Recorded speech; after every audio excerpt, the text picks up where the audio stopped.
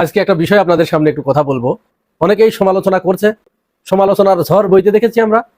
আমি অবশ্য ব্যক্তিগতভাবে এই বিষয়টি নিয়ে কোনো কথা বলি নাই, এমনকি ফেসবুকেও কোনো পোস্ট দেই নাই এই কারণেই যে বিষয়টা একটু বোঝার চেষ্টা করেছি। বিষয়টা কি? বিষয়টা হচ্ছে মুফতি আমির হামজা। ভদ্রলোক ওয়াজ করেন বিভিন্ন জায়গায়, তিনি সুমধুর সুরে ওয়াজ করেন। এই আমির হামজার কয়েকটি বিষয় নিয়ে, কয়েকটি কথাকে নিয়েই ইদানিং দেখছি প্রচন্ড সমালোচনা করা হচ্ছে।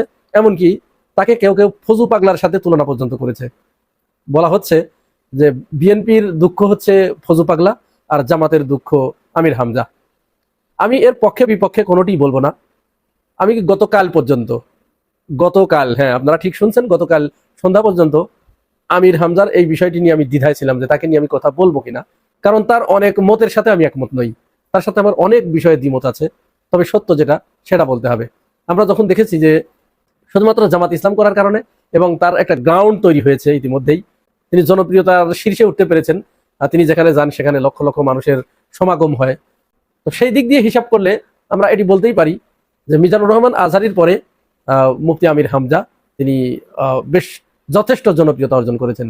তো এই লোকটাকে হঠাৎ করে কেন তার পিছনে এরকম লাগা হলো, বিষয়টি আমার কাছে একটু পরিষ্কার হয়ে গেছে এই মুহূর্তে। আমি বলবো, আমি আগেই বলেছি যে আমি কিন্তু তার পক্ষে কোনো সাফাই গাচ্ছি না, তবে সত্য যেটা সেটা বলতে হবে। আমির হামজা তিনি সম্প্রতি দুটি বক্তব্য দিয়েছেন। প্রথমটি হচ্ছে ঢাকা বিশ্ববিদ্যালয়ের মহসিন হলে দীর্ঘদিন আজান দিতে দেয় নাই জালেমরা, এই একটা বক্তব্য। দ্বিতীয় বক্তব্যটা বলছে যে আমি জাহাঙ্গীরনগর বিশ্ববিদ্যালয়ে ভর্তি হয়েছিলাম, সেখানে আমি সকালবেলা উঠে দেখি ছাত্ররা মদ দিয়ে কুলি করছে। তার এই দুটি বক্তব্যের পরে সমালোচনার ঝড় ওঠে চারিদিক থেকে।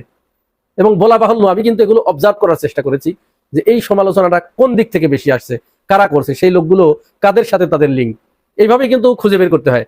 মানে আপনার বিপক্ষে কে কথা বলছে, সেই কথার লিঙ্ক, তার লিঙ্ক কার সাথে, এইগুলো দিয়ে আপনি একটা জাস্টিফাই করতে পারবেন।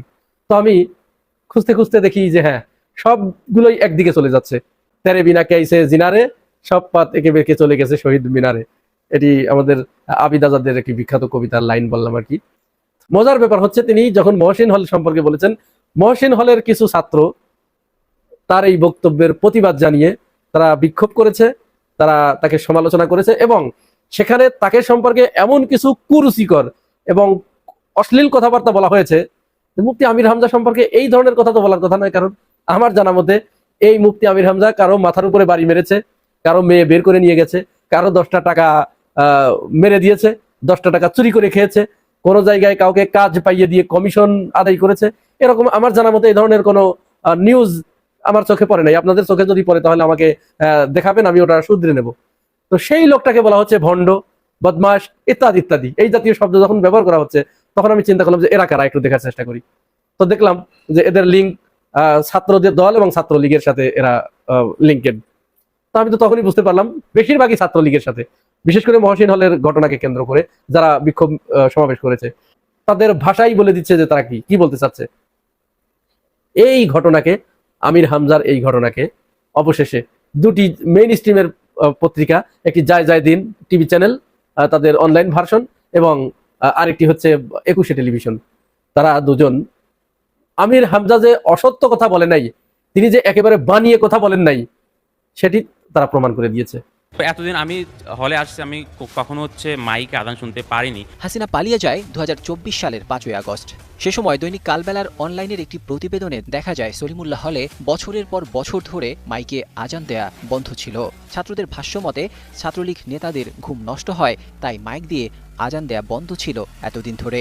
বিভিন্ন সময়ে চেষ্টা করেছি মসজিদে একটা মাইক লাগানোর, কারণ আমাদের হলটা অনেক বড়, এখানে আজান দিলে আসলে অন্যদিকে শোনা যায় না। তো স্বাভাবিকভাবেই হলের সিঙ্গেল রুমগুলো মসজিদের দুই পাশে, তো এখানে নেতারা থাকতেন, ছাত্রলীগের নেতারা, তাদের নাকি ঘুমে ডিস্টার্ব হয় আজান দিলে। এই অজুহাতে, এটা আসলে কোনো লিখিতভাবে না, এই অজুহাতে মসজিদে আসলে মাইকটাকে আর কি করতে দেওয়া হয়নি। এর ভিতরে আবার কেউ একজন মহসিন হলের সাবেক ছাত্র, তার নাম সম্ভবত নুরুল ইসলাম, এই জাতীয় নাম হবে, আমি নামটা ভুলে গেছি। তো এই লোকটা আবার তার গ্রামের বাড়ির ঠিকানায় আইনি নোটিশও পাঠিয়েছে তাকে প্রকাশ্যে ক্ষমা চাওয়ার জন্য। তো আমির হামজাকে আমি এই জন্য ধন্যবাদ দিচ্ছি যে এই লোকটা সাথে সাথে ক্ষমা চেয়েছে। তার এই বক্তব্যের যখন পাবলিক রিয়াকশন তিনি বুঝতে পেরেছেন, জামাতের লোকও নাকি তাকে বলেছে যে আপনি কথা এরপর থেকে হিসাব করে বলবেন এবং ক্ষমা চান, তো তিনি একেবারে প্রকাশ্যে ক্ষমা চেয়েছেন। এর জন্য তাকে ধন্যবাদ দেয়া যেতেই পারে, তিনি ধন্যবাদ পাওয়ার উপযুক্ত। তো তিনি তো ক্ষমা চাইলেন। কি কারণে ক্ষমা চাইলেন? তিনি ধরে নিলেন যে হ্যাঁ, আমি যা বলেছি হয়তো অসত্যও হতে পারে। কিন্তু তিনি যে অসত্য একেবারে বলেন নাই, তার কথার যে ভিত্তি আছে, তার কথার যে গ্রাউন্ড আছে, সেটি তো 21 টেলিভিশন এবং যায় যায় দিন। জাহাঙ্গীরনগর বিশ্ববিদ্যালয়ের হলে সকালে শিক্ষার্থীরা মদ দিয়ে গুলি করে। সম্প্রতি আলোচিত ইসলামী বক্তা আমির হামজার দেওয়া এমন চাঞ্চল্যকর বক্তব্যের রেশ কাটতে না কাটতেই এবার সত্যি হলো তার ভবিষ্যৎবাণী। দলবল নিয়ে বিশ্ববিদ্যালয়ের শহীদ তাজউদ্দিন আহমদ হলের ছাদে মদ ও গাঁজার আসর বসিয়েছিলেন ছাত্রদল নেতা মোহাম্মদ জাবের হোসেন। অভিযুক্ত জাবের হোসেন বিশ্ববিদ্যালয় শাখা ছাত্র দলের আহ্বায়ক কমিটির সদস্য ও মৌলানা ভাসানী হলের বিলুপ্ত কমিটির সাধারণ সম্পাদক।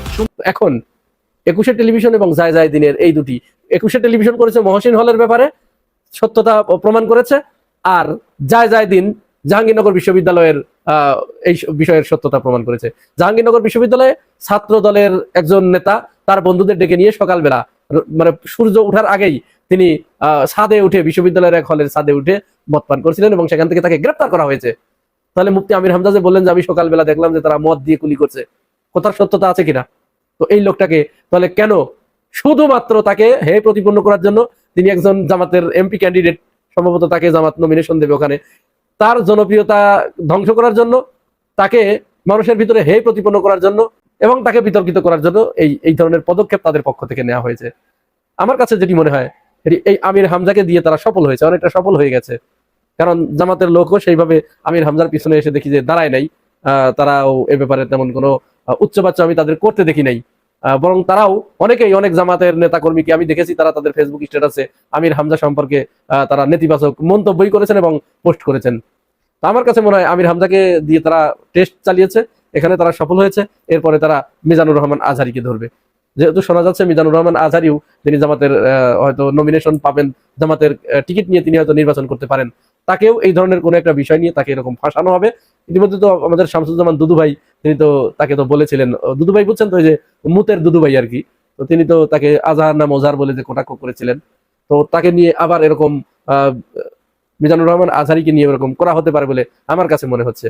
তো এখন যারা তাকে মিথ্যা প্রতিপন্ন করতে গিয়ে, বিতর্কিত করতে গিয়ে, এখন তার সেই বক্তব্যের সপক্ষে যখন প্রমাণ পাওয়া যাচ্ছে, তারা এখন কি করবেন? আমির হামজা তো ক্ষমা চেয়েছে, তারা ক্ষমা কি চাইবে? তারা কি এখন জাতির সামনে করজোরে ক্ষমা ভিক্ষা করবে? যদি জাতির সামনে তারা করজোরে ক্ষমা ভিক্ষা না করে, তাহলে তাদেরকে বিশ্বাস করার কোনো কারণ তো আমি দেখি না। কিন্তু আজ দেখলাম না, এই সত্যটা মানুষকে জানানো দরকার। মনে হচ্ছিল যদি আমি এটা না জানাই তাহলে কোথায় যেন আমার একটু দায়বদ্ধতা থেকে যাচ্ছে। এই ভুল আপনারা কেউ বুঝেন না যে আমি আমির হামজার পক্ষে ছাপাই গাচ্ছি, আমি যেটা সত্য সেটা তুলে ধরলাম। বাকিটা এখন আপনারা যারা শুনলেন আমার ভিডিও এবং এই ডকুমেন্টস দেখার পরে এখন সিদ্ধান্ত নেবেন আপনারা।